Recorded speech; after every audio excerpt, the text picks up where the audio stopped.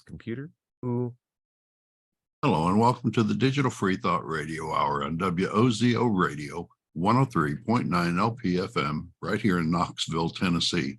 We're recording this on Sunday morning, July 30th, 2023. I'm Larry Rhodes, or DJ Doubter 5, and as usual, we have our co-host, DJ Wombat. Hello, Wombat. Hey, I'm the Wombat.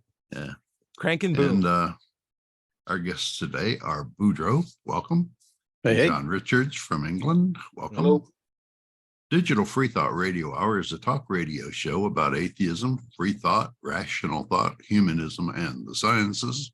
And conversely, we'll also talk about religion, religious faiths, gods, holy books, and superstition. If you get the feeling that you're the only non-believer, in your town, well, you're just not. I'd wager on it. In Knoxville, here in the middle of the Bible Belt, we have a group of over 1,000 of us, pretty much 1,100 now. We're Atheist Society of Knoxville, or ASK, and we'll tell you more about us after the mid-show break. So be sure to stick around. Wombat, what's our topic today? So we're going to go over more ideas of dogma popping up in places where they don't necessarily help the conversation move forward, and also address some of the comments that were brought to us from last episode. Before we do that, though, want to just do a quick touching of base and seeing how everyone has been. Then we can do a recap from last week's episode and go into the meat and potatoes of the show. John Richards, your Quest of Chaos over in UK. How have you been, my friend? Yeah, I've been fine, thank you. Yep. And I'm getting on with organizing the next event that we're staging in the Midlands here. Ooh, Not Alabama, not Birmingham, right. Alabama. Not the real the Alabama. original. I checked yeah. I checked out Birmingham, Alabama. It's a little piddly little place of just about 200,000 people. This Birmingham is 1 million. Wow. It's the Big Daddy Birmingham. Big Daddy Birmingham. We love it. Okay, cool. Yeah. Well, I hope you have a good time, and I hope you can get as good a fried chicken as the I'm sure we can. Yeah. So, there will be more news about this in the next few weeks, and okay. I've just launched the Eventbrite, the ticket sales site. Great. So it's coming along nicely. Looking forward to it. Boudreaux, of course, you're on next on the docket. Love the shirt. What's going on with you? Well, I'll tell you about the shirt because that's most recently I ran the Crank and Boom Sprint for Scoops. It's a 3K, and you get to eat ice cream after you run. It's super hot, but it's right down the road, and we do it. This is maybe the 4th or 5th year we've done it, and this year I placed 3rd in my age group. Nice. Pretty good. Yeah. My daughter ran alongside me, and she placed 1st in her age group. Oh, that's great. That's great. Look at you. You That's awesome. I was thinking the longer you stay running in those 5K events, the more harder the competition gets, is one of the things I had noted. So like back when I was doing 5Ks, when I just started college, I would get like maybe top 5. And then after a while, it started being like 17 and then like 30th. And I did one recently earlier this year, and I didn't get anywhere close to the podium. I was like 18, but when I looked around, it was just all the crazy dudes who like stuck around and kept doing it. So like 3rd is like really, really good. Actually, you have to like bias it that way. It's actually really nice. You're one of the guys that stuck around. That's awesome. Good job, man. Good job. And also congrats to the daughter for getting 1st place. That's awesome too. And you have a pantheon of trophies in your garage. I've seen that before. So yeah. Good job on getting another one. Larry, how have you been, my friend? I'm doing fine. Still just working and playing computer games. What's I finished up Horizon New Dawn. Yeah. Been going back in and complete the map and stuff. About run out of quests though. Did you get the true armor? Did you get the true armor that like replenishes your health? And yeah. Uh-huh. Okay. Then it looks good, especially in those cold climes. Yes, it's really, really good. I'm glad you scraped the bottom of the barrel of that game. It's a fun game. What's the next one on the plate, if you have one? Oh, well, there's one coming out in September. It's a space game. The name doesn't come to me right off. Starfield? Starfield. There it Starfield. Is. Okay. Yeah. It's by the same people who did Skyrim. Correct. So it should be awesome. It should be awesome. It should be awesome. We're gonna take that quote and put it on the top of the box. We're just like, Larry wrote, it should be awesome. Just This would be good. So guys, I've been pretty good. It's been really, really hot. I know it's only going to get hotter, but we've taken opportunities to participate with some disc golf leagues that we're starting at a local school. We have a 3D printing lab at our site, so we're actually able to print 3D discs, and we can change the top shape of the plate or the bottom shape of the plate, and then have the kids try them out and explain why the discs fly differently as a result of changing their aerodynamics. So like we are literally allowing them to design a disc on a course that they built themselves, more or less. They planted the trees. We helped. Wow. We didn't help to get the land, but we did help them to like figure out how to use the land well to like make a full 9-hole course like properly. And they made the tee pads themselves. So like the 6th graders made the tee pads, then they got ready to go to 7th grade. So now we have a new generation of kids who are like constantly working on this course. It's really great. The main thing I'd like to say is it's fun to be outdoors. It's fun to be active. And I want everyone to appreciate like the idea that we are alive once, and we have this beautiful thing outside called nature. We should take opportunities to enjoy it. Don't just play video games like Larry, though he deserves. Larry, you've had a long life. You deserve to do whatever you want. You can do whatever you want. I've been outside lots. He's earned it. But take your 5Ks, do your quest for chaos in Birmingham, Alabama. Do whatever you need to do for motorcycling. But I wanted to talk about how we made the internet upset yesterday or last week, because we did a show on the aspect of trans inclusion or trans women inclusion in female sports, and why that was such a heated debate, and why there's so much dogma involved in that conversation, and how much better it would be if we removed the dogma and left more room for science and empathy to take place, to have a more pragmatic and productive conversation. However, in the process of talking about it, even just the nature of it, we found that like there's a lot of contentious baggage or words with a lot of baggage that people will ask for definitions on and not agree even on the definitions, because there's a lot of potential minefields even with the way how people interpret these words. And so I thought that's a fair statement. We never really defined what we meant by things like cis or trans or even woman or even gender. At the top, we just sort of jumped in with the assumption that we all knew what those terms meant. And then likewise, we never really, and this is, excuse me, we never, excuse me, if you ever see me playing with my nose, I'm trying to hold back a sneeze. Bless you. Excuse me. Bless you. Thank you. Doc. Thank Bless you. Thank you. Thank you. Thank you. Bless you. Anyway. No. Gesundheit, not bless you. No. They don't own that word. I can say bless you. It's all good. I do feel blessed. So I would say this too. The idea, so we had a lot of comments that were valid with regard to how we handle that conversation. Nothing that was like particularly like needling at any of us. There was one question of like, hey, you guys consider yourself non-dogmatic. Where's your actual proof? We'll go over those in the show. But what I did want to start off with was a comment that I'll lead with Boudreaux as a response for. And this is from a friend of the show who his name is Robin. She's been on the show before, or they have been on the show before. Our Robin asks, in the ongoing conversations about transgender inclusion in sports, I believe it's crucial to clarify the definitions we use, especially the term cis. Over time, its meaning has evolved rapidly, leading to misunderstandings and miscommunication.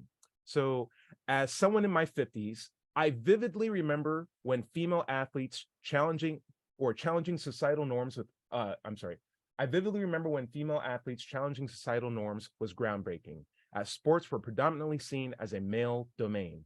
When women who participated in sports defied gender-based stereotypes, that was a new circumstance. And it's intriguing now to see how the majority of women in sports are now labeled as cis, aligning with the cultural expectations linked to their biological sex. This observation makes me wonder how much this debate has become generational. Could we delve into these changing definitions and how changing definitions impact our dialogue, and how generational perspectives influence the way we approach topics?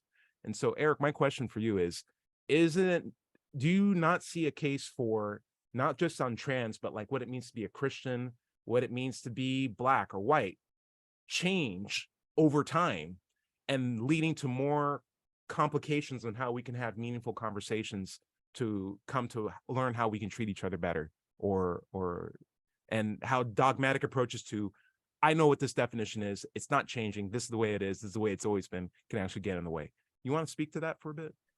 Yeah. I wasn't on the call last week, so I don't know all the nuances of your conversation there, but tying it into Christianity and dogmatic thinking, first thing my mind went to is, a lot of, I would say, successful or clever, progressive, churches, dogmatic thinkers have kind of shifted with modernity, when it comes to things like, gay rights and other progressive things that, they're realizing we're going to lose, butts and pews if we don't kind of accept certain things. So if that's kind of, if I take what your question is, I do see that there are going to be some religions that just, draw the line in the sand and say, no, we're not changing on this. This is how it is. And, but others, and I think the ones that are going to survive or become more popular are going to be the ones that do change. So can I ask, oh, go ahead, Larry, go for it. I was just going to say, the problem is that the book doesn't change. Yeah. And the preachers sometimes can work around that by retranslating their meanings of it. But the book itself has very definite words that cannot, be resold in a different way. Some people don't want to do that and will go to the cross or go to the, die on that hill, as it were. So does that mean that the book won't survive? Because I mean, the book's been doing a pretty good job surviving. What are you saying? Well, no, I think it's going to survive, and that's the problem. We just have to realize, people have to come to the realization that it's not gospel. It's not true. It's a story. In other words, it's a collection of stories that may or may not have any relevance and reality, as it were. We did see a pretty big change when the Old Testament got pushed away and the New Testament came in. I mean, will we see something like that in our lifetime? Think about it. Well, go ahead. I would say like every 200 years. Go ahead, Larry. Yeah, well, the thing about it is there was no concept of hell before the New Testament. So, I mean, it brought some good stuff, admittedly, but it also brought some very bad stuff. Right. And, Jefferson tried to get rid of, Thomas Jefferson, that is, tried to get rid of all the old stuff and get rid of the miracles and stuff. He created his own Jeffersonian Bible. You can look it up on the internet. You can actually buy it on Amazon if you wanted to. But the Bible, the old Bible still perseveres, as it were. And that's a problem. Boudreaux, my follow-up would be, we had the Old Testament and people still just follow Old Testament. Like there's so many Judaic religions that are just Old Testament. The New Testament is like an add-on DLC pack, if you will, Larry, because he's the gamer in the room. And then we have Mormons, and then we have Islam. Like when you think about it, like all these things are tied. All these major religions are actually fundamentally tied to the same Judaic gospel. And then there's offshoots from that are completely unrelated. Jehovah's Witnesses that still have something that looks very similar to the Bible, but they would claim is a very different thing. It's bifurcation, and I feel like through that bifurcation or that fragmentation and separation, we still get stratified things that fall off and die because they just couldn't keep up with the times, and then new versions that are like new flavors of ice cream on your t-shirt that are just popular enough to maintain until the next generation. I think that's how religion stays alive. Go ahead, John. It sounds like you're on mute, my buddy. Go ahead, say what you got to say. Oh no, he's on mute. Okay, he says. Let me go. Okay. Yeah. There you go. Yeah. I'd slid the window up to the side and couldn't get to the unmute button. Mm-hmm. But there's the Bible has never really been gospel the way the Christians would like to make out that it has been. It's never really been the immutable word of God. Because as you pointed out, there was the Old Testament and then there was the update. The New Testament came along. And so they've already got the problem of trying to reconcile those two different versions of how society should be run. But what I discovered very recently is in early 19th century England, a special Bible was produced for use in the British West Indies It was the Negro slaves' Bible. I mean, Really? it's shameful to talk about it today, isn't it? Go ahead. But back then, the Bible was a colonial tool. You know, it's cheaper than bullets. Yep. In fact, once you've got people on board to it, they'll pay you for more of that service by making collections. Very true. So this particular slave Bible, as it came to be called, it omitted, let me have a look, Exodus, the book of Psalms, the book of Revelations. Why in the world would they take out Exodus of all books? It's such a great book on learning how to treat other people how they want to be treated. That's so crazy. Well, they thought Great that lessons. they thought that it could instill in slaves a dangerous hope for freedom and dream of equality. So yeah, we have, and listen, even within one single Christian denomination, they may have different variations of the same holy book. You know, how many different versions of the standard Christian book is there, from King James to like New International Version to the modified text, like to the highlighted ones with additional commentary from like 14 different other biblical scholars. Like these are all you're influencing and correcting and citing and putting ear notes on God's holy book. That seems fairly audacious to me. What I wanted to comment on what Larry was saying, because I think there's some slight tweaking that I'd say. You said people need to realize that the Bible's not true. I agree that people need to realize. I would say to more nuanced point, it's not so much that the Bible isn't true, because I don't want to have to go through that effort to prove something not that as a negative. I'd rather just realize that there's more reliable systems to determine what is true than just looking at the Bible or using faith. And I'll apply that back to the trans conversation that we were having last week, because the science, at least with regard to physiological differences between biological males and females, right? Like men, women, or male, female, I'm trying to make a point that the scientific data has unanimously determined that there's physiological differences between the two. It is just what it is. And while that might upset people, the path forward isn't to obscure that data or ignore it.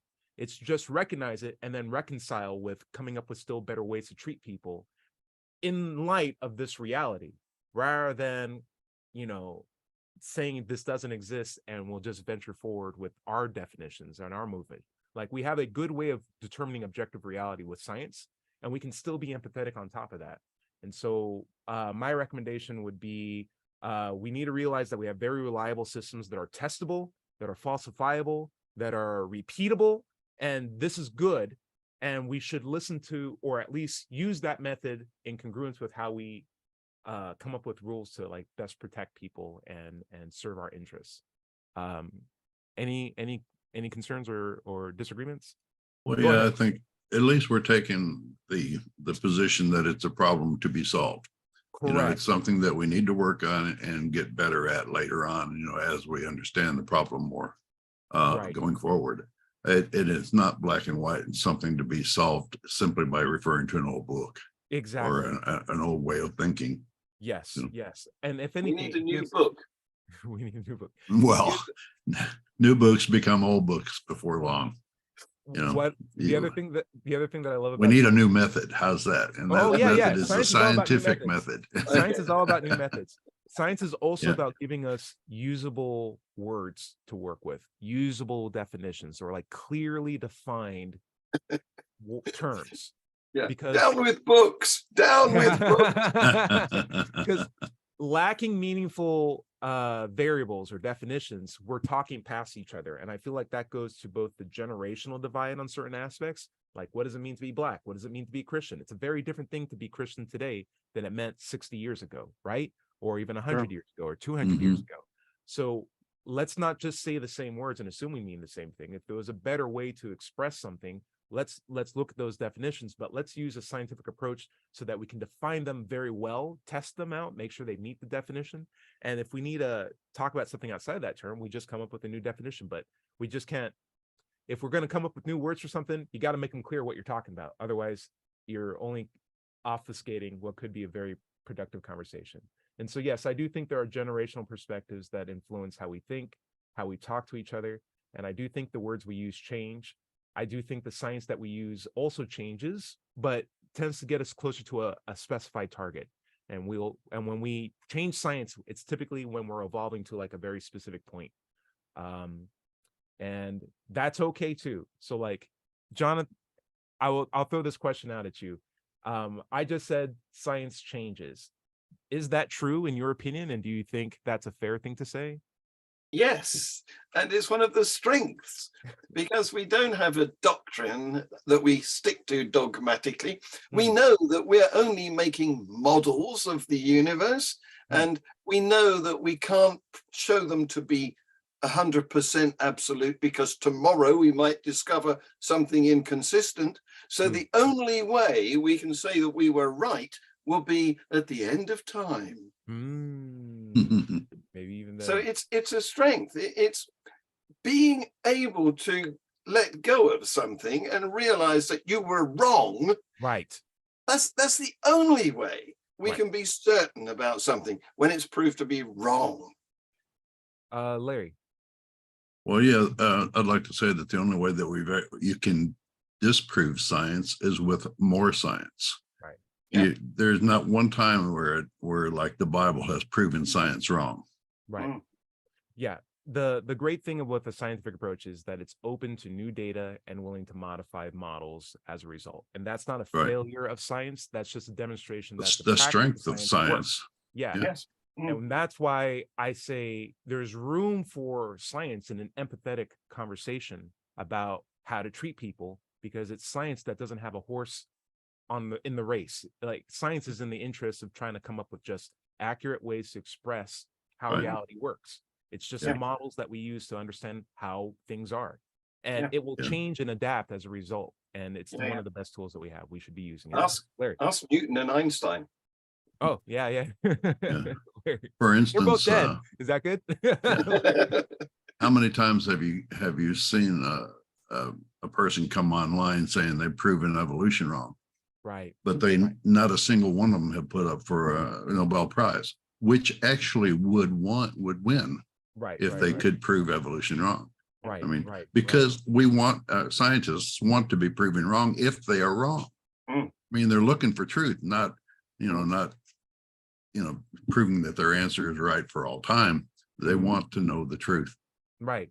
And we just want to be able to understand things in a consistent way. That's also the thing with science as well. This is a big difference between the mindset of people who think scientifically and those who think theistically, Dogmatically. Exactly, because they own their doctrine. They can't justify it and point and say, look, there's the explanation, there's the fact. They have to own it and claim it and argue for it, as though it's their baby. And as a result of which, they hate to be proven wrong. They hate to have anybody criticize them, because they have face to lose. They will be humiliated, embarrassed, because they've nailed their flag to the wrong mast. Am I mixing up metaphors here? This is where we need Dredd to come in and have a pirate's mast. Right. So, Boudreaux, I'll throw this out at you. You are outspokenly atheist. You are outspokenly fans of boring people who've written books before. I forgot the name already. That's how much sticks with me. What is it? Ham Saris. There you go. Sam Saris. There it is. I'm wondering, in the event that you ever find out that you actually were wrong, how big of a crush to your ego would that be, and how quickly can we expect to see some Jesus flags or Cthulhu flags in your car? Like, well, are you so pro atheist that if it was ever proven to you that a God does exist, you would just keep it under your hat and not share it with everybody? I think that's okay. Fantastic question. And I have to be poetic and quote Sam Harris and say, one of the things he said over and over again is, I don't want to be wrong any longer than I have to be. So I'm with him on that. Like, okay.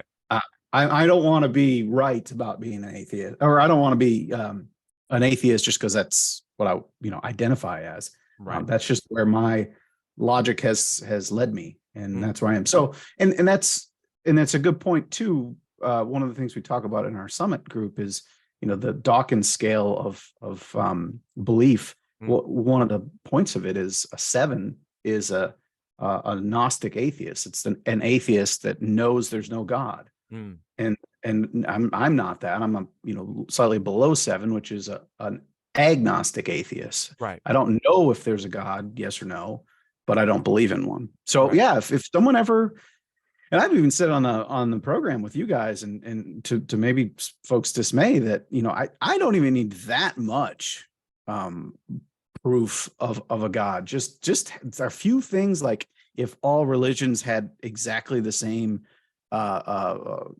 origin story, or if they're just it wouldn't take a lot, at least for a young me to stay with religion.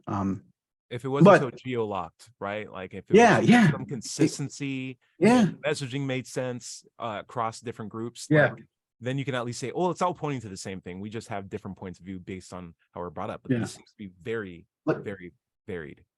Like we talked about the cross, the very simple symbol that, you happen to see among, several religions, but, drop a bunch of toothpicks on the ground and you're going to see crosses. If there was a really elaborate, even like the Star of David, if the Star of David existed in every religion, I'd be like, But to your point, yes, if God came down here and did his whole dog and pony show again, I'd get in line to Cool. Then what Jesus. So we're going to take a break. When we get back, I'd love to talk about how the difference between how we identify versus what's actually just a descriptor for us, because that's also one of the definitions that was asked for in the show. And then maybe we can actually figure out some of these other topics that we spoke so brazenly about last week, but never really actually defined. Larry, would you mind taking us out? Sure. This is the Digital Free Thought Radio Hour on WOZO Radio, 103.9 LPFM here in Knoxville, Tennessee. We'll be right back after this short break. Welcome back to the second half of the Digital Free Thought Radio Hour. I'm Doubter 5, and we're on WOZO Radio, 103.9 LPFM here in Knoxville, Tennessee. Let's just take a moment to talk about the Atheist Society of Knoxville. ASK was founded in 2002. We're in our 21st year now and have over 1,000 members. We have weekly in-person meetings every Tuesday evening in Knoxville's Old City at Barley's Tap Room and Pizzeria. Look for us inside at the high top table, or if it's pretty outside, go outside on the deck. You can find us online on Facebook, meetup.com, or at our homepage, knoxvilleatheists.org. You can also just Google Knoxville Atheists. It's just that simple. By the way, if you don't live in Knoxville, you should still go to Meetup and do a search for an atheist group in your town. Don't find one? Start one. That's right. Wombat, where do you want to pick up? I wanted to talk a lot more about R. Robbins' post with regarding the words that we use as potentially prone to generational changes, and how the change of a definition can actually lead to a lot of conflict with regard to how people might identify with certain terms versus how they express certain terms and how other people interpret them. And so one of the things I realize is how much of the terms that we identify with are inherently just cultural. For example, I identify as like a Black guy. However, when I moved from California to Georgia, that meant a very different thing. Being Black in California versus being Black in the South, completely different. One was like something that was like more or less a non-issue, but I always stood out. And the other one was I fit in, but it's a different thing. And if you weren't updated on the program, you're falling behind. And there was a lot of stuff I had to catch up on. Then I moved to Sweden for a while, and being Black meant completely different thing than when I came back here. People were talking to me in like Egyptian and other languages I never heard before. I'm like, oh my gosh, what do you see when you see me? And I realized that I had a very particular view of myself, but I didn't value or understand or appreciate or even was aware of how much other people see me, and how I need to be aware of that as well, and how much that influences who I am in a particular culture.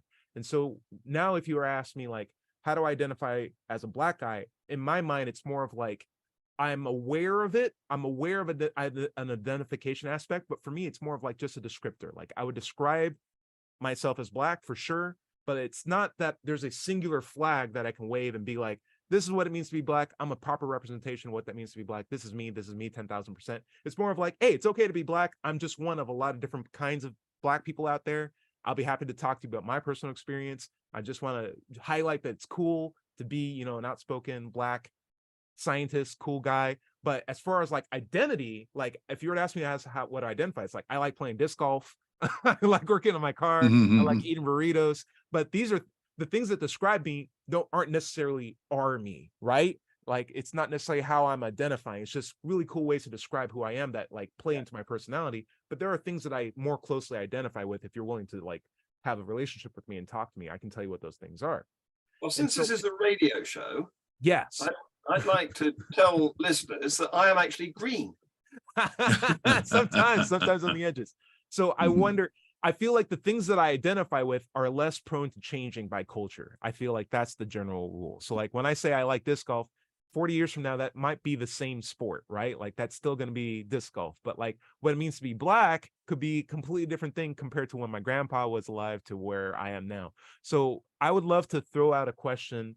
The things that you identify with versus the things that just describe you. So for example, John Richards, I'm going to throw something at you and don't take me it's the wrong way, but you are very English. You take a lot of pride in England, but what it meant to be English from Crusades times all the way to now, like that has changed. A lot of things have changed with like England, and who knows where you will be 100 years from now or whatever. So would you say that's more just aligned with a descriptor, or do you think it's unfair for me to say that you identify with something that could just change and you only identify with it now?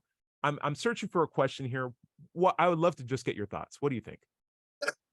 Well, yeah, what it means to be English has changed enormously during my lifetime, especially as this country has become increasingly cosmopolitan.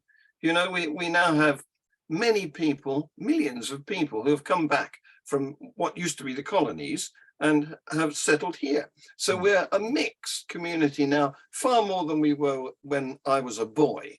You never saw anybody who wasn't Anglo-Saxon when I was a boy.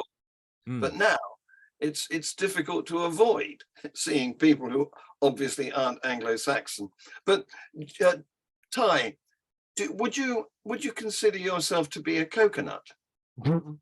No, I would not consider myself to be a coconut. I could say that would be an inaccurate descriptor of me, and I also do not identify as a coconut. Those are the two things I would say. You've got the expression in the US, have you? A coconut? What is a coconut? What are you about to say? It's brown on the outside and white on the inside. So I don't assign my values of being able to speak clearly and represent myself professionally as inherently a white attribute. Like I find like I can easily demonstrate that Black people have always had that skill set.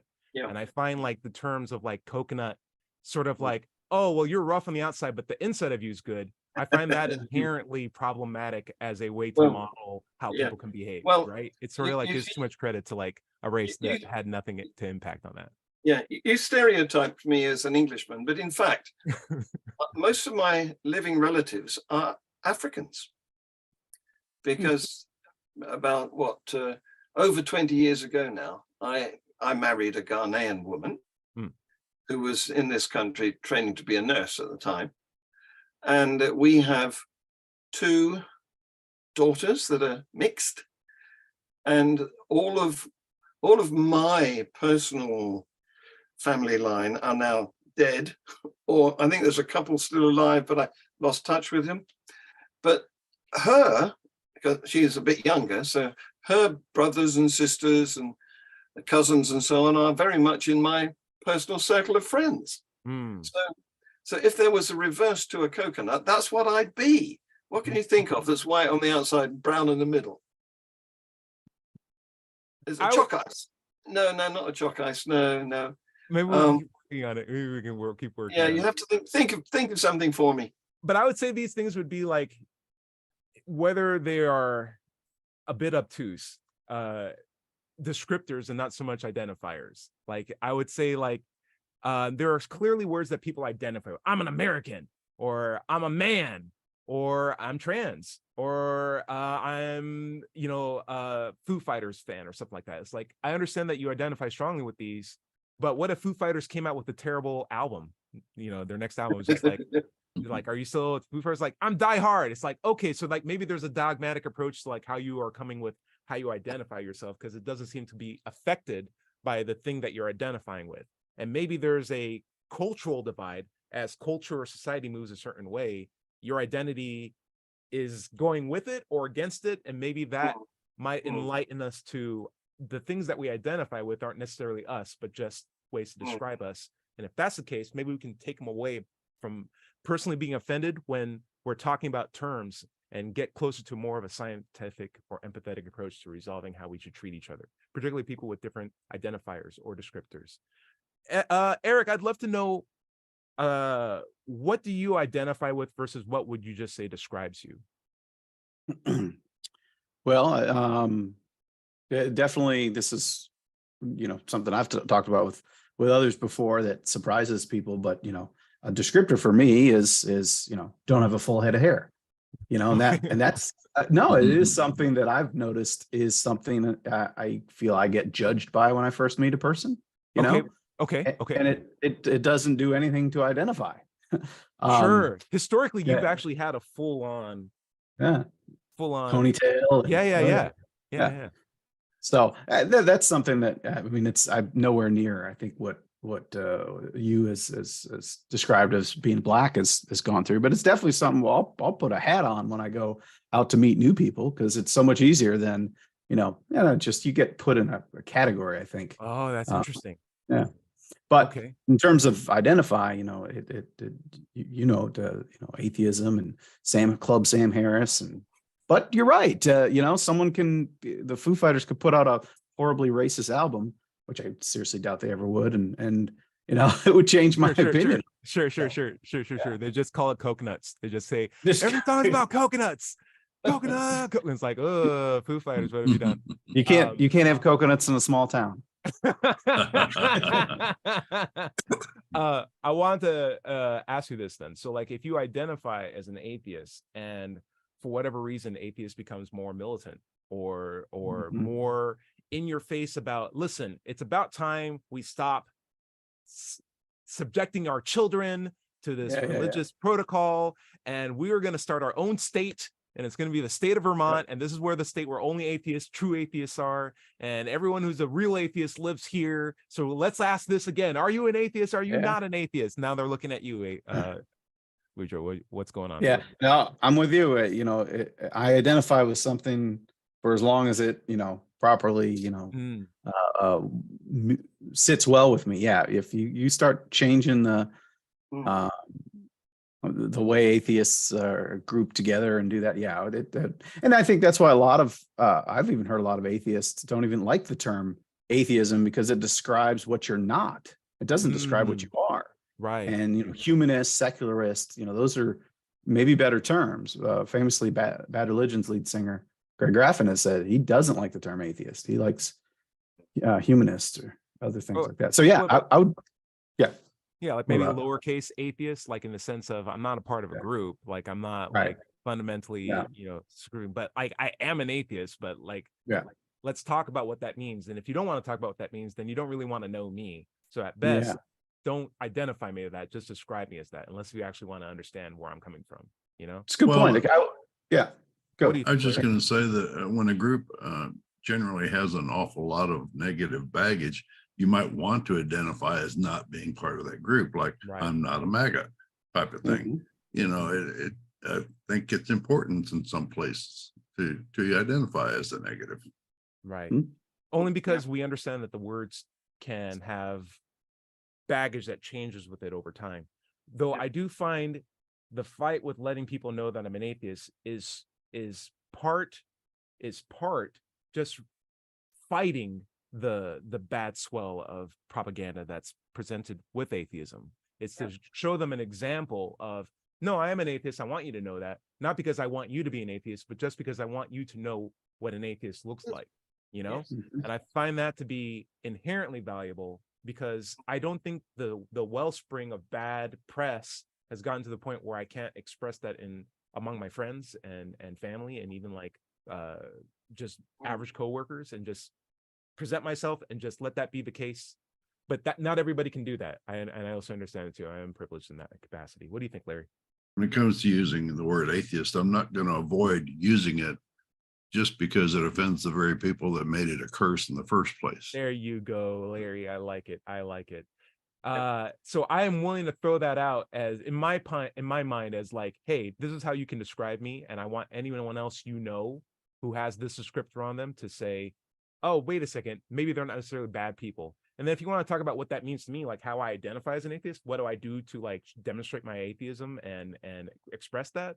I could be something that I can both identify and be used to describe. So they aren't even mutually exclusive terms. I can say, yeah, I identify with a lot of aspects of really the one main aspect of atheism, which is I'm just not convinced that a God exists. That's really all there is to it.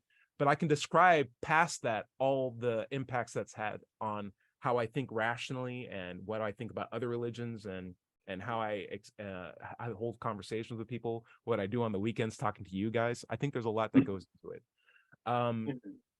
So I think that might, go on ahead, John Richards. Well, I've been on a journey because having been born to non-believing parents and living in a culture at the time for the first 20 years of my life, I suppose, where nobody had the slightest bit of interest in religion. It didn't matter what you called yourself. But then I became aware of very religious people who had demonized the word atheist. And people like me began to look for a softer way of describing ourselves. And some of us called ourselves agnostics or secularists or humanists. In fact, we've come through that now. We're more out there, willing to be forthright and say that we are atheists, because there's a couple of good reasons. One is there's no evidence for any God. And the other one is religions are divisive. So, there's two good reasons not to be a member of any religion. Let me throw a counter to that, just because I know the comments are already being typed up. There is real evidence for God. The thing is, it just doesn't reach the standard to cause one to be valid or justified in believing that there is a God. Just because I wrote a book that says a God existed is not enough evidence for me to say, oh, well, now therefore God exists. So the evidence that is out there is lacking, which is why I don't believe in a God. In my mind, if a God is an incredible being, I should have an incredible amount of evidence. I've not seen that amount of evidence. So as a result, I have nothing but my lack of convincing. And if I'm not convinced, I'm not going to believe it. And so that's where I'm at as an atheist. And yes, I absolutely agree. Religion is divisive. I think it is essentially a cell of terms. When you think about a religion, it's basically just a cult of terms, right? That people throw at each other in terms of dividing people into groups, in terms of how they want to identify with themselves, with regard to how they call things. And they make a very dogmatic microculture that is very inflexible with the move of society and particularly the advancements of science. And so when you have a situation like that, you basically have essentially, in my mind, a very intolerant group that can only survive by forcing culture to change or not change with it, or like press culture into its shape, or further separate people to the point where they're not willing to talk to each other anymore, so that you can keep yourself isolated. And I find both situations terrible. And that's why I say we need to rely on science and empathy. What do you think, John? Here's an interesting thing, because a couple of weeks ago, I went to Bristol because I'd been invited to speak to Bristol humanists. I go around the country and I do presentations. Nice. And I do debates and stuff, and I organize events. But anyway, in Bristol, at this desecrated church, they hold their meetings. Bristol humanists hold their meetings in a building that was formerly a church. And so the first thing I did was I asked them, I said, listen, I belong to Humanism UK too, like you. And I'm very pleased to have been invited to speak to this humanist meeting. But now, before I start, put your hands up if you actually consider yourselves not only to be a humanist, but also an atheist. Everyone except two. Everyone except two raised their hand? Yep. Okay. Interesting. Okay, yeah. You could. So were they religious then? Would that be the only Yeah. alternative? Did you right? get a chance to talk to them more? Well, as individuals, no, but Yes. I delivered my presentation, which was about 20 Okay. 25. No, I was just wondering if you had a chance to flesh out the reasons for being a humanist, but not claiming to be an atheist. I'd have a guess. Can I just hazard guess because you didn't get it from me? I bet they think they're agnostic. Yeah. And it's the same. It's the trouble with definitions where like, oh no, Right. no, Right. I'm not positive there's no God. I'm an agnostic. That would be my Right. guess. Too. And that's why I Well, love the science approach to this, because we need to have these definitions well defined, and that way we understand what we're saying when we say things. That's what else are words for. Well, right? let's take a moment to define it. Thank you, Larry. I was just about to go to it. So I would say agnostic is a measure of me not believing in a God. And No. Knowing. No. It's No, because I no. don't have a soul. It's because I have a soul. No. And Agnostic has to do with no. knowledge, not belief. You're being racist against me. Agnostic means I have a soul and I hate God, and it's all about belief. It's a belief statement, 10,000%.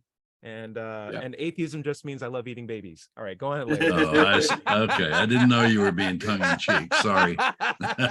Well, listen, I've come up with the reverse of coconut, Okay. which fits me. Okay. Christmas cake, white on the outside. Okay, let's get the real definitions out. Would anyone like to do the real definitions? Sure. Larry, go for it. Sure. Yeah. Well, agnostic, the word gnostic comes from the Greek word knowledge. Right. So if you're an agnostic about God, you claim to have no knowledge of God. If theism comes from the Greek word for belief. If you're an atheist, you don't believe in God. If you're a theist, you do. Personally, I'm both. I don't know that there's a God or not, but I don't believe in any. And so if I don't believe in any, no matter what my knowledge state is, that part of me is atheism.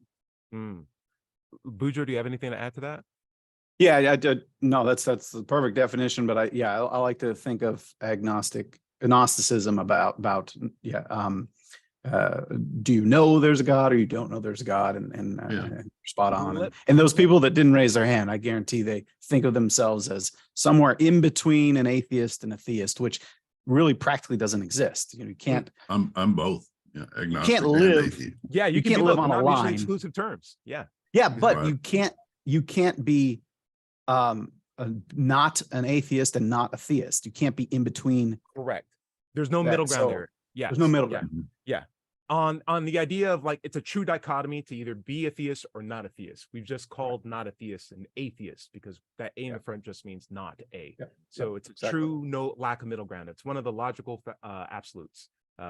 So I want to throw out, because we're specifically asked this, how do we define sex and gender? And I want to throw it out to John Richards first, because he is a scientist, biologist. How would you define sex?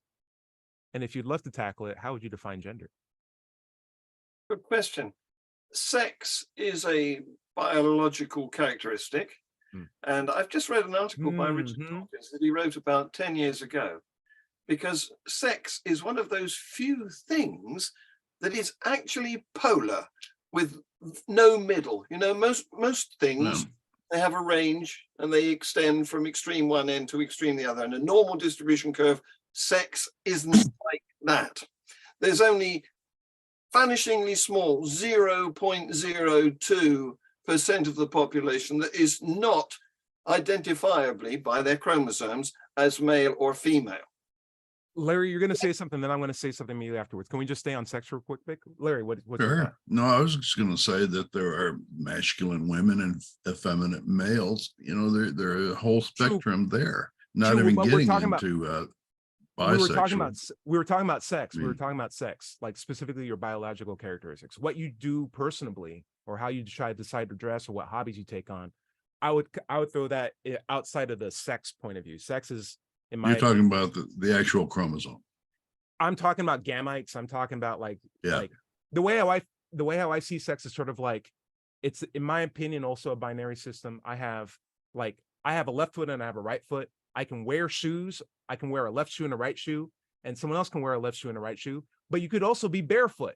You could also wear 2 left shoes on both your feet. You can also wear 2 right shoes, but you still only have 2 shoes. Just because you have no shoes or you're wearing 2 of the same shoe on both your feet doesn't mean that you came up with a brand new kind of shoe. And so I'm aware that there's people that have modifications to their chromosomes or weird offshoots that seem like they're like a brand new sex, but it's not a brand new shoe to wear 2 different of the same shoes on both feet. It's still 2 ingredients that were just arranged in such a way that makes it harder for you to walk in a way, in a sense, which demands some sympathy and care and empathy for that regard. But I wouldn't say like, oh, you came up with a brand new shoe, you're shoeless, right? Like, Okay, so yeah, there's system that not we a can third combine. sex. I'll agree there. Yeah. And not having shoes doesn't mean that you figured out and invented a new kind of shoe. So like in my head, it's just combinations of like two very basic chromosomes to end up with like a biological characteristic. And that's what sex is. Now, as far as what gender is like our societal, cultural, our stereotypical, our psychological, our ways of expression, like that goes, I'll give credence that I don't have a scientific appreciation for gender as much as I do sex. And that's my personal bias as just a scientist. But I understand that there's a lot of other categories that gender falls or encapsulates, and that sex is very much like its own specific thing. Boudreaux, I saw you raise your hand. Yeah, I guess I'm not an expert in any of this, but I did take slight issue with the way you framed it, John. You acted like this is, what did you call the term atheist and theist, a polar something tie? Would you no, absolute? You called it absolute. Anyway, you used the term that mutually non-exclusive or mutually exclusive, or well, there's a logical absolute that says there's no middle ground. Yeah, there's no middle ground. Yeah, you kind of framed sex as no middle ground, John. But then you pointed out 0.02% there. So is there a middle ground or isn't there a middle ground? I guess I'm confused. Boudreaux, may I address that? I think it was that's why I brought up the shoe example. So yes, okay. It's basically like there's 2 sexes, and there is some degree of overlap between the 2, but that degree of overlap or the lack of a sex that can't be assigned isn't the representation of a brand new 3rd tier of sex. Right. Okay. It's a binary system with on the individual basis, some overlap, but overall it's something that's like very easily categorized as like, it's just 2 things. Yeah. Like having 2 shoes. Go ahead, John. It's strongly binary. But the proportions of those who don't fit into one or the other category at birth is tiny and negligible. And the ones that go on. This is a moving feast, isn't it? Of course. What you are equipped with at birth then has to go through development, and puberty in particular is where nuances can be introduced. You can be like Caster Semenya, the South African runner who is classed as intersex. She is actually male, but her testes never descended. Oh, that's interesting. So she resembles external morphology a female. So that's the gray area, if you like. Right. And it's not a new sex. It's just like it's a male that didn't have their testes descend. So like that's just what it is. It's like a guy wearing 2 left shoes. It's not you came up with a brand new shoe. It's like, no, it's the same 2. I'm just wearing them differently. It's like, or I get it. Okay, cool. It's same 2 feet, just wearing my shoes differently. Anyway, we didn't even get to gender. Now we're going to get so many comments. Anyway, feel free to leave them. You can find me at Let's Chat on this YouTube channel, as well as on our radio. Feel free to reach out to me on letschatsc@gmail.com. John Richards, where can we find your stuff? Free Thought Productions channel. Nice. That's where most of my stuff goes. But of course, I'm also, I have a considerable presence on Atheism UK channel. Cool. Maybe we will touch on gender next episode and other areas of dogmas presenting its head and lead ourselves to a better conclusion. Boudreaux, anything you'd recommend we check out? I need to get a fancy URL and just point everyone to one site and just put a bunch of stuff on it, because I never share anything. If you have a SharePoint account, you can do that immediately. All right. Yeah, you're right. Larry Rhodes, where can we find your book on about how souls exist and how we need to start believing in them? Well, my book is called Atheism, What's It All About? It's available on Amazon. My content can be found at digitalfreethought.com. Be sure to click on the blog button for our radio show archives, atheist songs, and many articles on the subject. My YouTube handle is at Doubter5.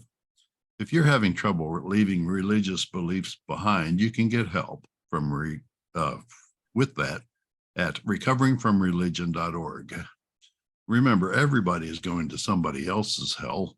The time to worry about it is when they prove that heavens and hells and souls are real. Until then, don't sweat it. Enjoy your life. And we'll see you next Wednesday night at 7 o'clock on WOZO Radio. Say bye, everybody. Bye, Bye. everybody.